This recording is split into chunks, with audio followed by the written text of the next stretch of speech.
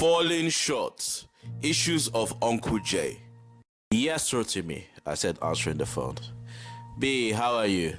Replied Rotimi in a rather serious tone. I'm good. Haven't heard from you since I crashed your housewarming last year. Listen, I read your blog on Facebook. And I think it's hilarious you can't be bothered to visit or call the man that practically raised you for 9 years, but you can write a blog to dishonor him. What are you talking about? Don't pretend you don't know what you wrote. I'm not pretending about anything. So you think what you wrote is right? Listen, bruv, the blog was me giving my testimony, part of which includes me surviving the onslaught of abuse I went through while growing up under your father's roof. Or is that fiction as far as you're concerned? You should be thanking him for feeding, clothing, and educating you for 9 years. Not being funny, but he chose to take in a 7-year-old, which kind of comes hand in hand with feeding, clothing, and educating. Plus, he could have easily said no, or said yes and not treated me like a second-class citizen. Although, to be fair, a lot of the day-to-day torturing was done by you and your siblings, or are we going to conveniently forget about that fact? You're really tough for someone speaking over the phone. Excuse you? You heard me loud and clear. Listen, mate. You're more than welcome to have a face-to-face meeting about this. In fact, when next you're in London, I'll be more than happy to pick you up from the airport, I said, only to be greeted by the sound of Rotimi dropping the phone. Here's a litmus test for you. Would you be happy for your son to be treated the way your family treated me for the period of 9 years? I texted Rotimi. No answer, that's what I thought, I texted 5 minutes later. The truth is I have been abused all my life, but things really got bad when I moved in with the Finneys. Ore, who is 7 years older, Bolaji, who was 5 years older, Kemi, who was 3 years older, and Rotimi, who is 3 months older. At this point, I wasn't really affected by the neglect and cruelty I had been subjected to by my mother, because the English society I was born into still had teachers, along with other adults, that showed me some kind of love. The Nigerian society, however, is a lot more hardened, which meant if your own family treated you like unwanted garbage, things were only going to get a lot worse when you stepped into the wider world. From 88 to 96, the Finneys abused me physically, mentally, and emotionally. 80% of their interactions with me either involved some kind of beating, humiliation, or put down, causing me to lose confidence, go into depression, wet the bed, and just cry out of sheer hopelessness, even when I was being left alone. The frequency at which they touched me was so much, trying to catalogue what they did to me would be impossible. So here's their top 10. Number 10. I was randomly disallowed to watch TV or generally hang out with the family.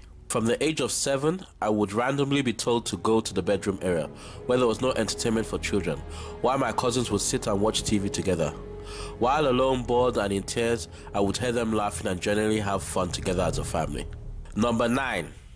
Around the age of 8, I was beaten up like I stole something because I innocently tried deodorant I found on the dressing table.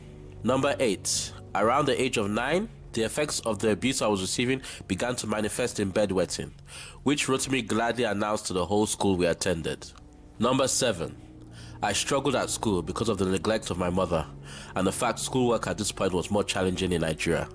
For this, I was ridiculed by my classmates and put down in the Finney household. Number 6. Around the age of 9, for absolutely no reason, Bolaji picked his nose and flicked bogey into my eye. Then he threatened me with violence if I cleaned it. Number 5. At the age of 10, my uncle slapped me hard across the face for leaving on the air conditioner despite me assuring him I had switched it off. It was proved in 60 seconds or less that he slapped me for no reason, but still showed zero remorse. Number 4. By the age of 9, one of the things I began to do was project. I remember one time playing table soccer with soda bottle caps, which we called counters. Rotimi made the decision to throw away a counter, which he deemed useless, and I in turn cried because it hit me that I was like the counter, based on how I was being treated. At a church harvest, I bought a stuffed toy called I Need You, and I became attached to it because my life was void of any love or affection. Bolaji and Rotimi stole and destroyed I Need You. 3. My uncle was a single parent when I moved in with him and his children, which changed when I was about 9. He remarried and naturally his children didn't like their new stepmother. She did everything to get along with them, but as for me, who was no different from a stray dog, she was allowed to pour out her frustration on me with physical and emotional abuse. After all, no one was going to defend me. By the age of 10, life seemed hopeless. I remember watching a TV advert where children were singing the lyrics, "Life is what you make it, you can make your dreams come true." And I just burst out in tears because I felt people like me weren't allowed to have dreams, let alone make them come true. Fast forward to about 14 years old, and I was forced to watch Kemi talk about a future where they would all become successful people, while I would become such a failure that even their children would surpass me in every way. And number one, at the age of 8, I was falsely accused by Ore, Bolaji, Kemi and Rotimi of trying to look up their mother's skirts because I dropped my fork and went under the table to pick it up. Despite my begging and pleading, they spent a whole weekend giving me a beating worthy of being featured in a Game of Thrones episode. My abuse didn't end with the Finneys, as my mother resented me for being looked after by my wealthy uncle and would take it out on me with physical, mental and emotional attacks. The really messed up about what my mother used to do is that she would brag about how she hurt me to my face. It was as if she did things to hurt me so she could have discussions with people about what she had done later. Hurting me seemed to bring her joy. The worst part of the abuse I went through is I started becoming like the monsters that tormented me. It was classmates and my younger sisters. I tried catching myself by apologizing or being relatively more merciful. Becoming like them made me hate myself more. They say hurt people hurt people. This makes me wonder, what the heck was done to them before they got to me? I've suffered a lot of abuse in my life. Having said that, I've heard of other people's experiences that make what I went through seem like a picnic. But I have experienced things that have left me with a degree of post-traumatic stress. I have been abused by friends, colleagues, employers and girlfriends, which in the grand scheme of things is somewhat fair game. After all, you can't jump into the swimming pool of life without getting wet.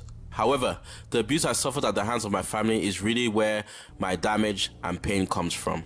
Particularly from figures like my mother, who was supposed to love and protect me as much as possible. To this day I wonder, whether it was her selfishness that pushed her to be abusive, or was she just sick? Whatever the reason, she unleashed a plethora of physical, mental and emotional assaults. That wasn't just instinctive or reactive, in fact a lot of it was diabolically planned. Then there was the abuse unleashed upon me by my uncle and cousins. I wasn't his son, but I yearned for him to be a father figure.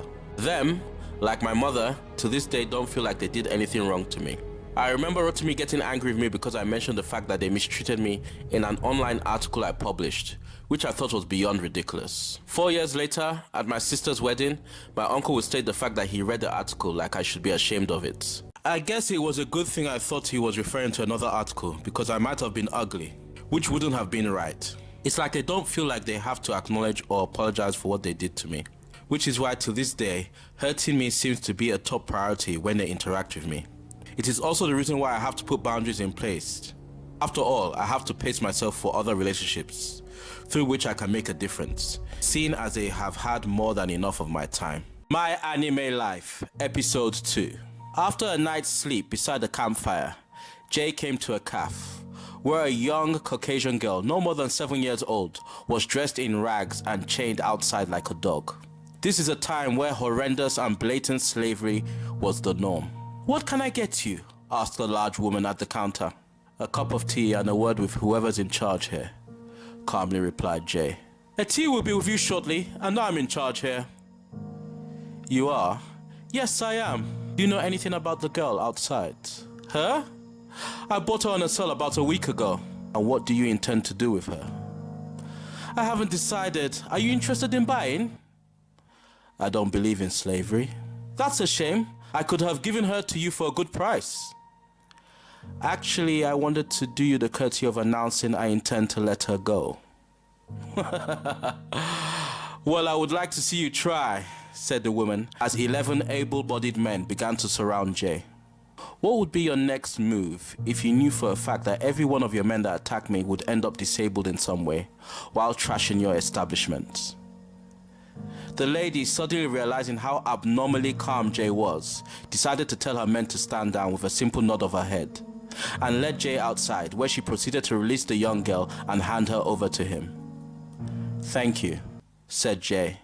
"Don't thank me. I've seen men like you. This was nothing more than a robbery." Falling Short complete series can be found on JOMAJ Studios' YouTube channel. Falling Short is also available in paperback book format or on Kindle. To get your copy, email jomajstudios@gmail.com. That's jomajstudios@gmail.com.